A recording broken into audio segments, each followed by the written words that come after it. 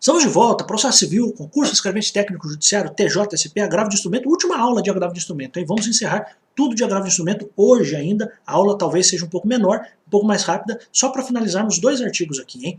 O 1019 diz assim: recebido o agravo de instrumento no tribunal e distribuído imediatamente, olha que informação importante, hein? Então, questão de concurso, o agravo de instrumento será distribuído imediatamente? Sim, será distribuído imediatamente ao relator, mas será distribuído imediatamente. Então, recebido o agravo de instrumento no tribunal e distribuído imediatamente, se não for o caso de aplicação do 932, incisos 3º e 4º, o relator, e aí diz o que o relator pode fazer, tá?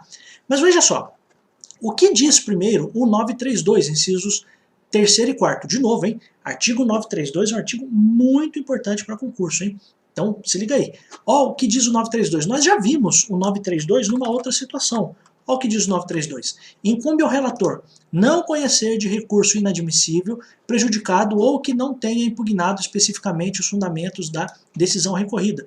Nós até já vimos isso, né? Já vimos aquela situação em que o relator, se for o caso, ele não vai apreciar, não conhecer é não apreciar, tá? De recurso inadmissível, ou seja, não cabe o recurso, né? não tinha cabimento o recurso, porque veja, lembre-se de que o agravo de instrumento cabe para decisões interlocutórias, mas todas as decisões, não. Nós já vimos lá no 1015 quais são as decisões que podem ser objeto, podem ser alvo do agravo de instrumento. Então, se houver um agravo de instrumento contra uma decisão interlocutória contra a qual não caberia o agravo de instrumento, é claro que o relator vai dizer que esse recurso é inadmissível. Então, o relator, ele pode não conhecer, não apreciar o recurso de agravo de instrumento, se ele for inadmissível, se ele estiver prejudicado. Lembra-se qual era a hipótese de um recurso prejudicado? Por exemplo, quando o juiz ficava sabendo do agravo de instrumento e, porventura, o próprio juiz reformava a sua decisão. Aí o tribunal não tem razão de ser para julgar esse recurso. Então o relator diz que o recurso está prejudicado, porque não tem mais motivos para que aquele recurso seja julgado. Ou então, também o relator, ele não conhece, ele não aprecia qual recurso? O recurso que não tem impugnado especificamente os fundamentos da decisão. Até já falamos no vídeo passado o seguinte: ó, se eu estou recorrendo, se eu estou levando para o tribunal uma questão, eu quero que o tribunal mude uma decisão, eu preciso mostrar o porquê eu quero que aquela decisão seja mudada. Então eu preciso impugnar especificamente as razões, os fundamentos da decisão que eu estou atacando, tá? Então, veja só, fazendo de novo a leitura, ó, recebido o agravo de instrumento no tribunal e distribuído imediatamente, se não for o caso de o relator não conhecer, de o relator não julgar que é inadmissível, prejudicado ou que não tem impugnado especificamente os fundamentos, ou se não for o caso de o relator negar provimento, por quê? Porque o recurso está indo contra uma decisão que o tribunal já deu, ou se for o caso de um recurso repetitivo. Lembram-se daquelas situações de repetição? Então, em todas essas situações, ó, incumbe ao relator, inciso 4º, negar provimento ao recurso que for contrário à súmula do STF, ou do STJ, ou do próprio tribunal. Já vimos isso no vídeo passado. O relator também nega provimento, né? Ele indefere, por assim dizer, o recurso quando houver um acórdão proferido pelo Supremo Tribunal Federal ou pelo STJ em recursos repetitivos. Então, a gente até já falou isso, falamos de súmula, né? Súmula é aquele entendimento único, condensado, ou recursos repetitivos, ou ainda demandas repetitivas ou de assunção de competência. Então, tudo isso, olha só, o que a lei quer dizer? Ó, gente, quando o relator receber o recurso, a primeira coisa que ele pode fazer é olhar para o 932. E essa é uma informação importante. Então, pense o seguinte: qual é a ordem de prioridade do relator? A ordem de prioridade do relator, em primeiro lugar, é aplicar o artigo 932, incisos 3º e 4º. Então, ele pega o agravo de instrumento, ele pensa o seguinte: será que é o caso de usar o 932, inciso 3º ou inciso 4º? Se for, ele já mata o agravo de instrumento ali, no ninho.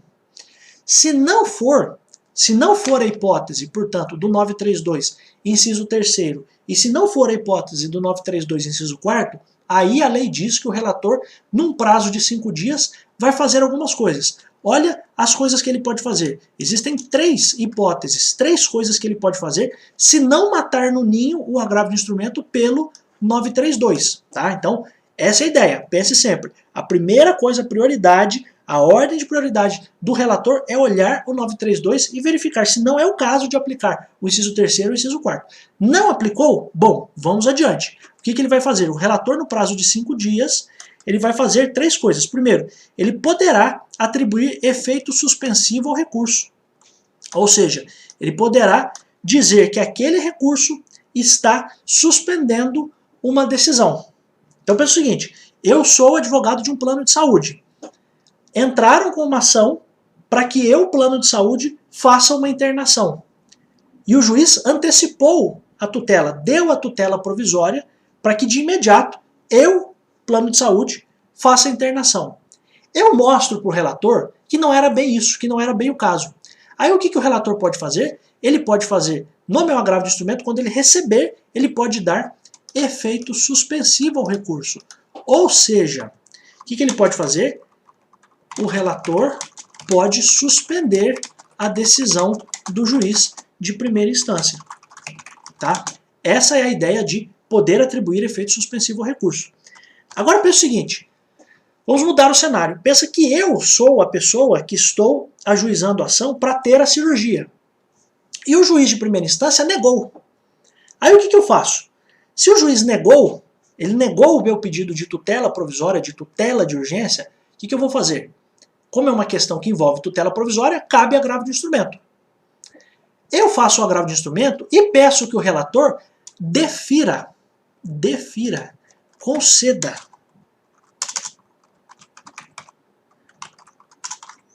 me dê o quê? A antecipação de tutela total ou parcialmente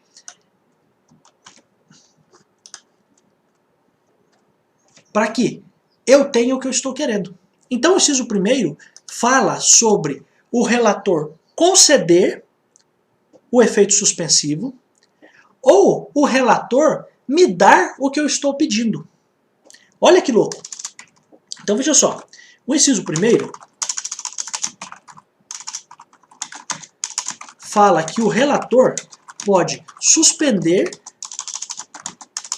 a decisão que está me prejudicando ou, em outro caso, pode me dar aquilo que o juiz de primeira instância não deu.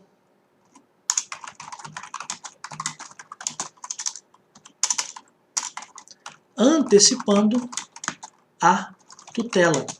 Veja como o nome é importante, né? Então, olha só. Quero que você, de novo, entenda. Se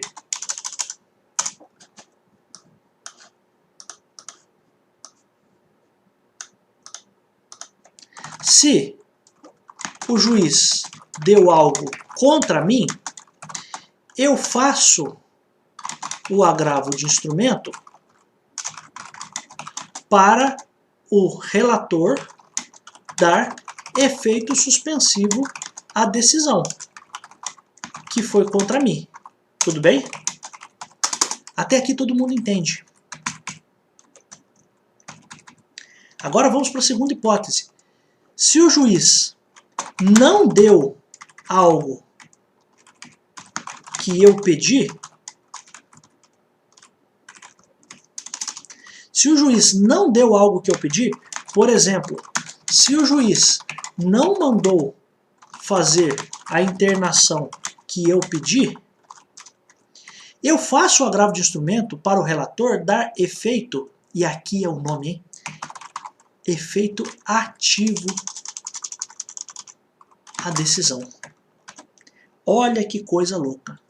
A gente por vezes sabe o que é o efeito suspensivo. Eu tenho um negócio contra mim, recorro, quando eu recorro, o relator suspende aquilo que está contra mim.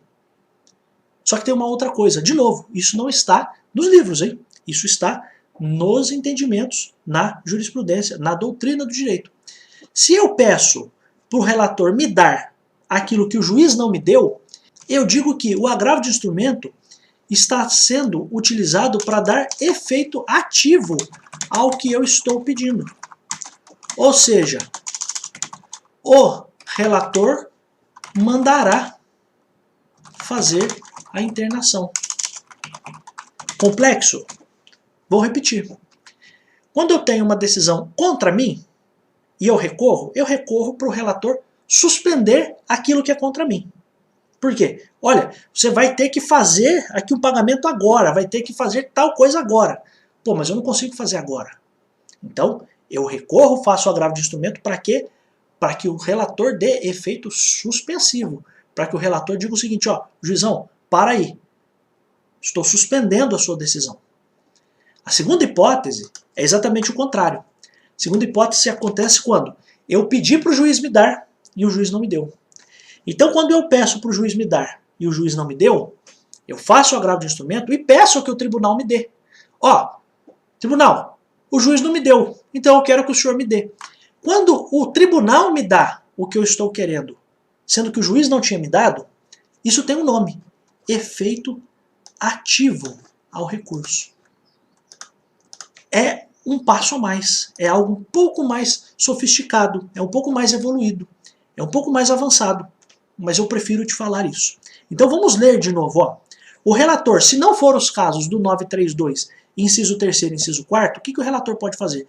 Poderá dar efeito suspensivo ao recurso. Ok, ele suspende a decisão do juiz, ou ele pode deferir, ele pode conceder, até vou colocar aqui, conceder, né?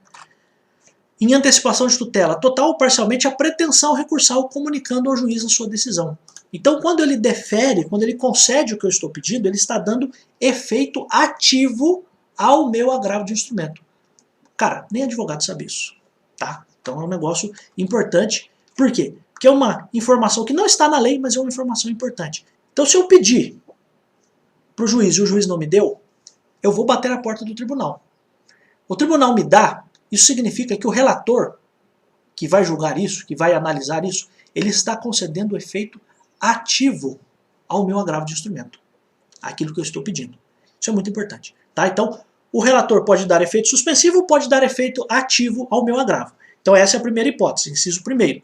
Outra hipótese, ele pode ordenará a intimação do agravado pessoalmente, por carta ou com aviso de recebimento, quando não tiver procurador constituído, ou pelo Diário Oficial da Justiça, ou por carta com aviso de recebimento dirigida ao seu advogado, para que responda no prazo de 15 dias. Aqui é o prazo para as contrarrazões, facultando a quem? Ao agravado, juntar documentação que entender necessária ao julgamento do recurso. Informação importante aqui qual é?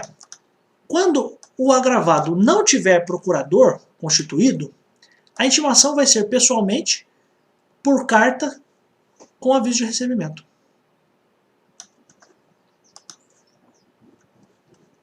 Então essa informação é importante. Tá? Então existem duas formas de você intimar o agravado. Essa é a primeira forma. Você vai intimar pessoalmente por carta com AR, se o cara não tiver advogado nos autos. Ou vai ser feita a intimação pelo Diário da Justiça, ou seja, por diário oficial, ou por carta com aviso de recebimento ao seu advogado. Então são as duas possibilidades. Então se a pessoa tem advogado, pode ser por carta com AR ou diário oficial. Se a pessoa não tem advogado, carta com AR. Então você intima quem? O agravado. Para quê? Para que ele se manifeste, para que ele apresente as contrarrazões, certo? E aí, o que ele pode fazer? Esse agravado, apresentando as contrarrazões, ele pode também juntar documentos. Essa é a informação importante. Tá? Inciso 2º. Inciso 3º. Determinará, então o relator pode conceder efeito suspensivo ou efeito ativo ao recurso. Inciso 2º, ele vai mandar que a outra parte se manifeste em 15 dias também. Tá? E aí, o importante aqui é a forma da intimação. Se a pessoa não tiver advogado, vai ser a intimação por carta com AR, intimação pessoal com carta com aviso de recebimento. E se ele tiver advogado, pode também ser com carta com AR ou pode ser a intimação do advogado através do Diário da Justiça. Tá? E aí, qual é a outra questão? Inciso 3º. O relator vai determinar a intimação do Ministério Público, preferencialmente por meio eletrônico, quando for o caso de sua intervenção, para que se manifeste também no prazo de 15 dias. Então essas são as informações. Então, concessão de efeito suspensivo ou efeito ativo. Inciso 2º, intimação da parte contrária pelos meios que a gente viu aqui, pessoalmente com a AR, se não tem advogado, ou por carta com a AR ou diário oficial para o advogado, se houver advogado constituído no processo. E a terceira providência, o relator vai mandar isso para o MP, de preferência eletronicamente, para que ele participe do processo. Quando? Quando for caso de intervenção do MP. A gente ainda vai ver quais são os casos em que o MP entra no processo. Quando o MP tem participação fundamental, indispensável no processo, tá? Mas essas são as 3 providências que cabem ao relator, se não for o caso de, em primeiro lugar, usar o 932, inciso 3º e inciso 4º, tá? E o último artigo do agravo de instrumento, para a gente finalizar. O relator solicitará dia para julgamento em prazo não superior a 1 mês da intimação do agravado. Então, após o agravado ser intimado, ou seja, após a parte contrária ser intimada, o relator pede para que o agravo seja julgado em até 1 mês, em prazo não superior a 1 mês. Amigos, agravo de instrumento, hein? Recurso muito importante. Peço que você reveja essas aulas, peço que você, de novo, assista essas aulas, olhando as suas anotações, olhando aquilo que foi falado aqui, prestando atenção, olhando a lei também. Agradeço muito a todas as pessoas, a todas as mensagens de carinho. Embora eu esteja entregando, doando isso aqui para vocês, eu estou recebendo de volta coisas muito melhores. Sou muito agradecido a todos vocês. Grande abraço, eu adoro estar aqui.